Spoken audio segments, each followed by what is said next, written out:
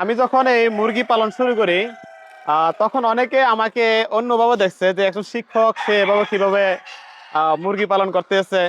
আবার অনেক ছাত্ররা দেখা গেছে অনেক সময় বলছে মুরগি, এটাও বলছে।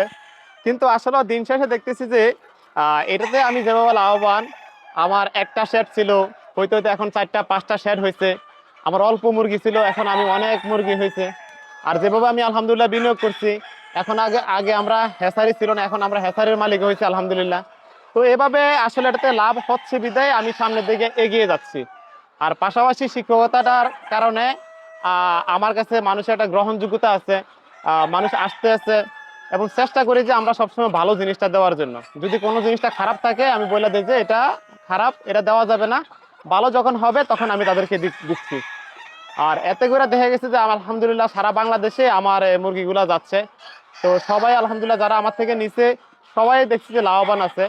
আর সবচেয়ে বড় কথা হচ্ছে এখানে প্রত্যেক জায়গায় সমালোচনা থাকবে। আমি যত ভালোই কাজ করি এখানে একটা সমালোচনা থাকবে। সমালোচনাটা কি?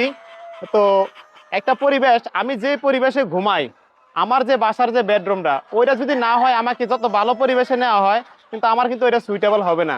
তো তদ্রুপ মুরগিও এমন একটা প্রাণী, জীব, এটা যেখানে বড় হয় ওই পরিবেশ থেকে যখন অন্য পরিবেশে নেওয়া হয় তখন ভালো মুরগিটা যাওয়া সত্ত্বেও এখানে অসুস্থ হয়ে যায়।